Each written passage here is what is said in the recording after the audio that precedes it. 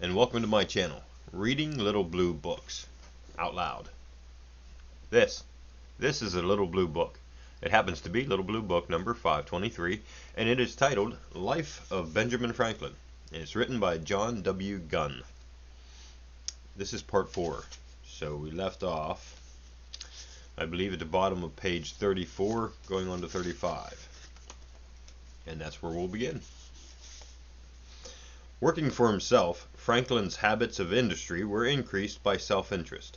The first job of any size that came to the new firm was that of printing 40 sheets of history of the Quakers. With Franklin setting the type and Meredith running the press, it was resolved to turn out a sheet a day. It was sometimes 11 o'clock at night before this was done, but so determined I was to continue doing a sheet a day of the folio, says Franklin, that one night, when, having imposed my forms, I thought my day's work over, one of them by accident was broken, and 2 pages reduced to pie. I immediately distributed and composed it over again before I went to bed. Franklin's alertness to attract business is illustrated by another incident. The printer Bradford, who did the public printing for Pennsylvania, printed the governor's speech before the assembly in a coarse, blundering manner. We reprinted it elegantly and correctly, and sent one to every member. They were sensible of the difference. It strengthened the hands of our friends in the House, and they voted us their printers for the year ensuing. He secured the job of printing an issue of paper money for Delaware, and the laws and votes of that government, which continued in my hands as long as I followed the business. Through former connections, he got the public printing for New Jersey. The 2 last-named jobs he obtained after he had bought out Meredith and was sole proprietor of the business.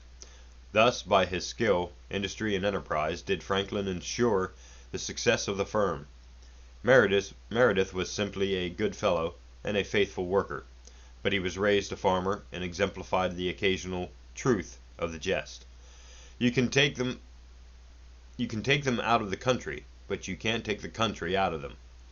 He never made a good printer, and besides, he was a rather heavy drinker.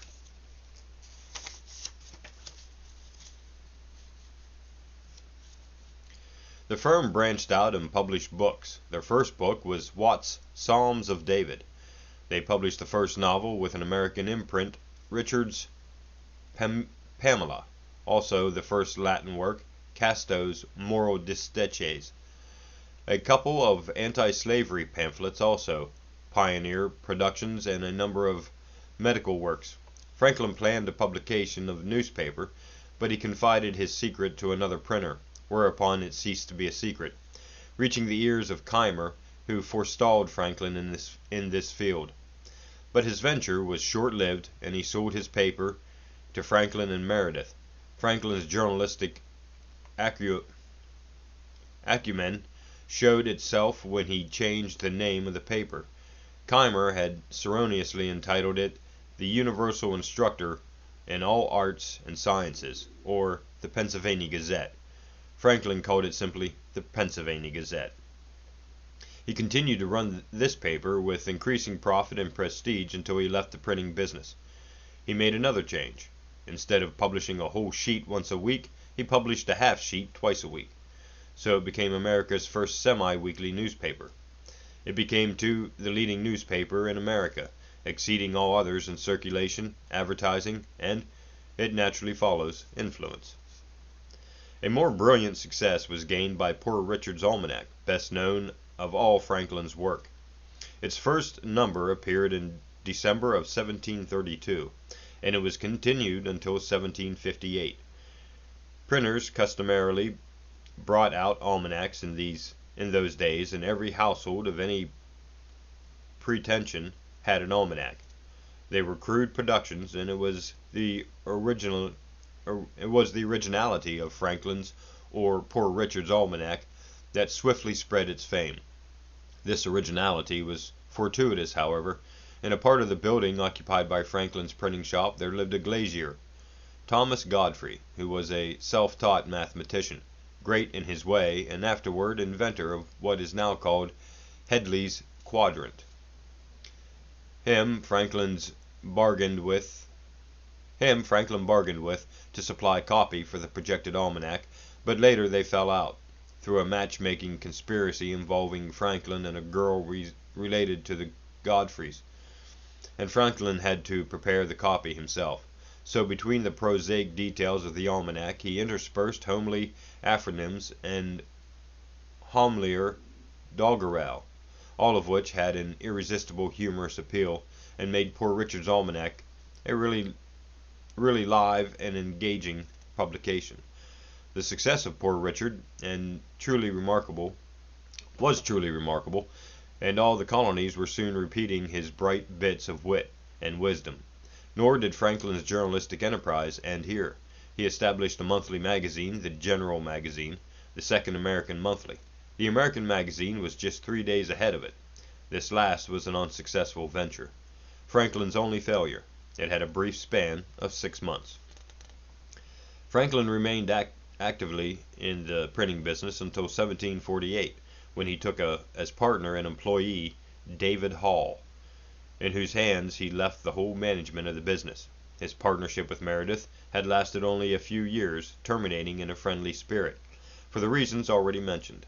His arrangement with Hall continued for 18 years. When Franklin sold his interest to Hall, he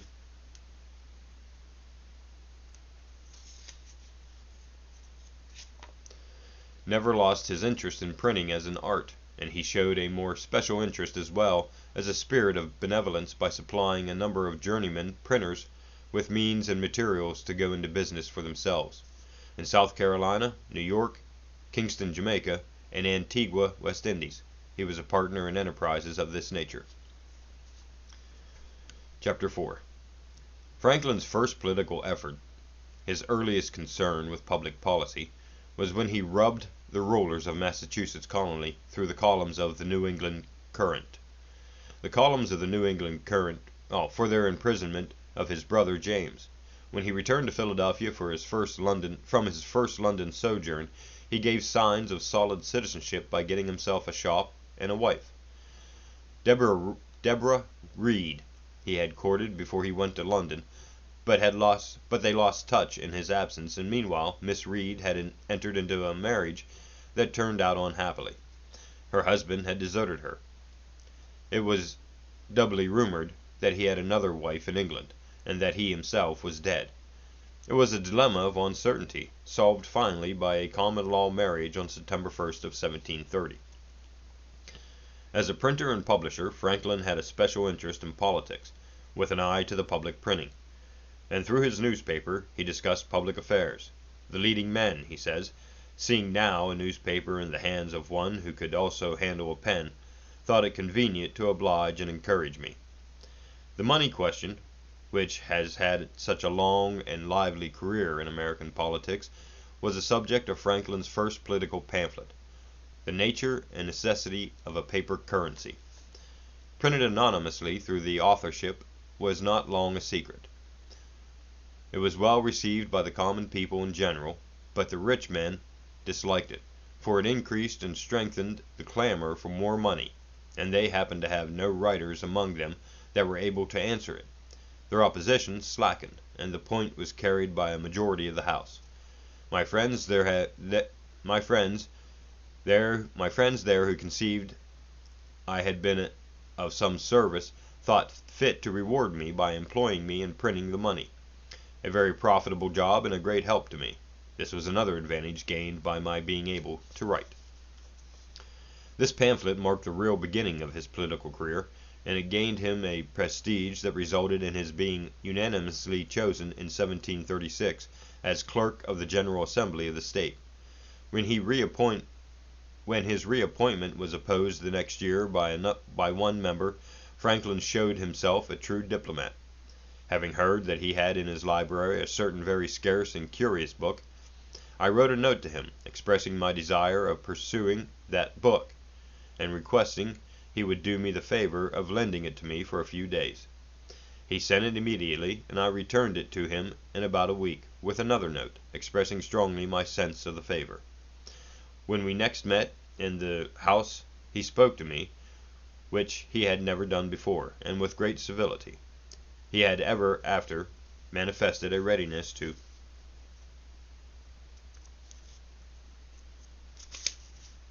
serve me on all occasions, so that we became great friends, and our friendship continued to his death. This is another instance of the truth of an extra maxim I had learned, which says, "He that has once done you a kindness will be more ready to do you another, than he whom you yourself have obliged." The social and political nature were, as is usually the case, equally strong and mutually active in Franklin.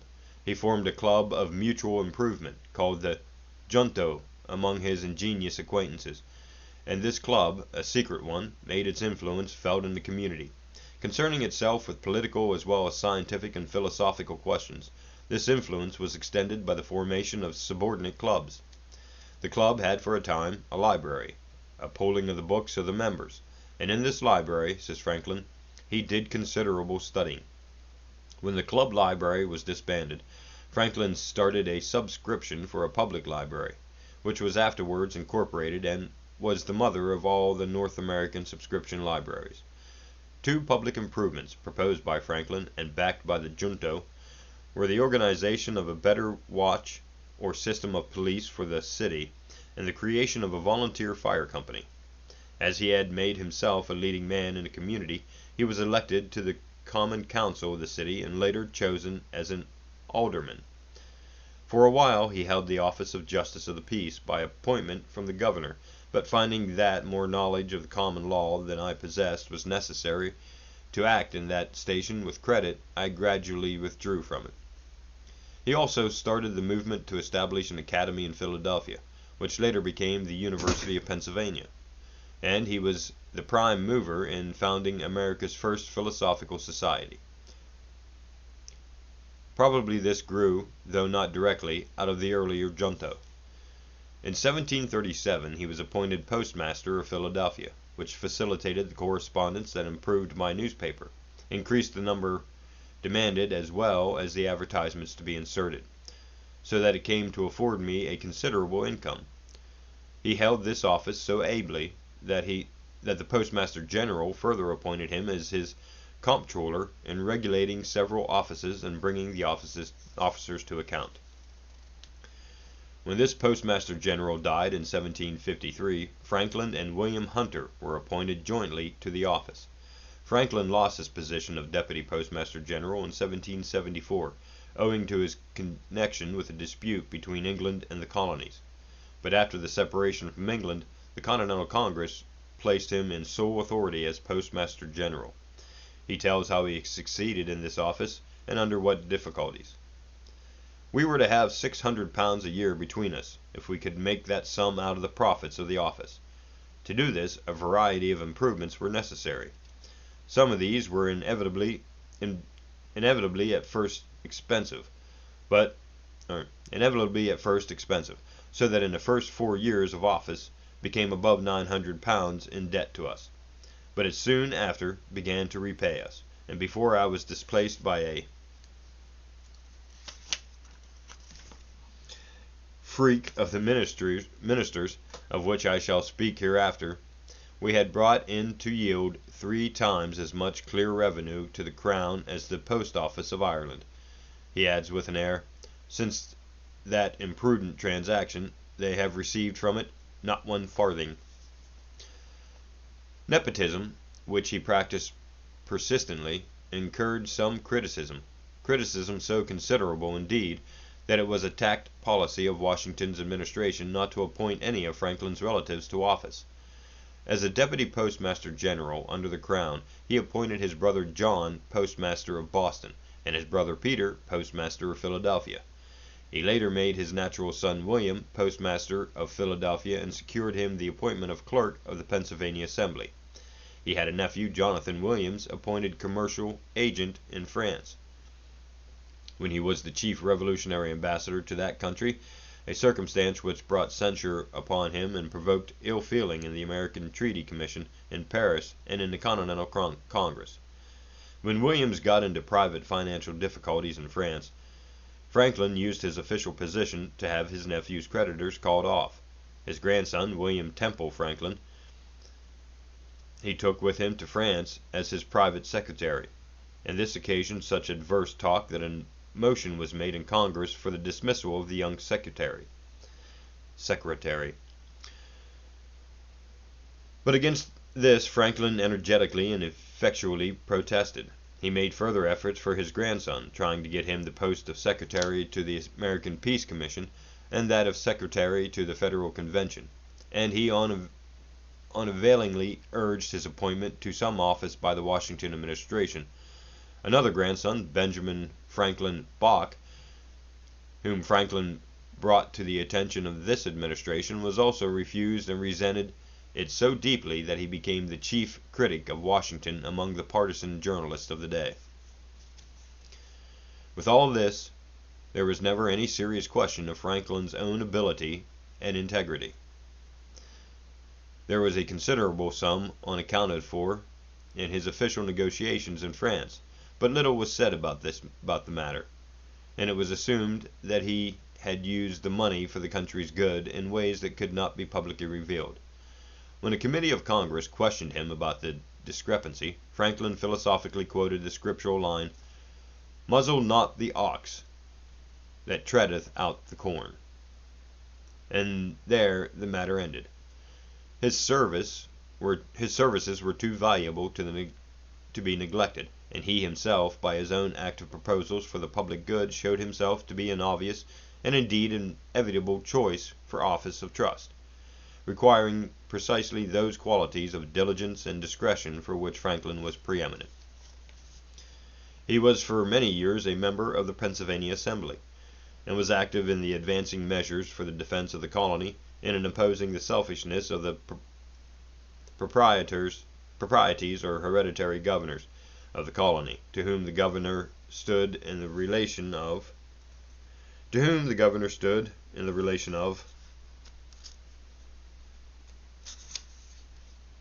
a confidential agent.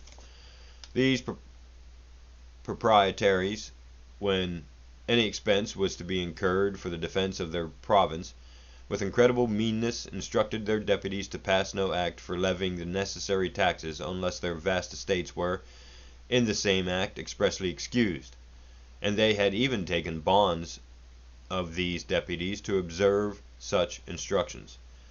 This was the source of a constant warfare between the Assembly and the governor, in which Franklin was one of the chief spirits on the side of the Assembly. Colonial defense in those days was a supreme and ever-present issue. There were many Quakers in the Assembly who, from religious principle, generally refused to support any measure of a military nature, and to these and other obstructors of self-defense Franklin addressed a pamphlet, Plain Truth, which had the effect of forming a volunteer militia, of which Franklin was offered the command, but refused. Conceiving himself unfit, this was at a time of the war over the Austrian succession involving Spain, France, and England, and French and Spanish privateers were conducting their war upon English commerce in the very Delaware River. Pardon me. The most dangerous reverberations of these European struggles were the inevitable intrigues among the Indians. Franklin, on one occasion, was one of 2 commissioners to negotiate a treaty with the Indians at Carlisle. Again, he participated in a peace conference with chiefs of the 6 nations at Albany, and out of these negotiations sprang his plan for a union of the colonies for the purpose of general defense. But this plan, opportune and practicable as it was, failed of the necessary support. Its fate was singular, says Franklin. The assemblies did not adopt it, as they all thought there was too much prerogative in it, and in England it was judged to have too much of the democratic. This was in the time of the French and Indian War. The plan of colonial self-defense drawn up by Franklin being turned down, General Braddock was sent over with 2 regiments of English soldiery. The Pennsylvania Assembly appointed Franklin to interview Braddock as to the best mode of communication between him and the governors of the colonies, with whose defense he was charged. They met at Fredericktown, in Maryland. and a governor reporting his inability to get wagons for the transportation of supplies for his army. Franklin mentioned that wagons could be obtained easily around Philadelphia. Braddock then requested that Franklin use his influence to arrange the business of transportation. This task Franklin undertook, making himself personally responsible for the payment of the farmers and himself advancing upward of £200 in the enterprise. After Braddock's defeat, the unpaid farmers looked to Franklin for remuneration for the use of their wagons. He had, in fact, put himself under bond that the payment should be made, and for a time it appeared that his private means might be disastrously affected by this business. But he at length obtained orders for the proper settlement of the claims, and got himself out of this difficulty. How?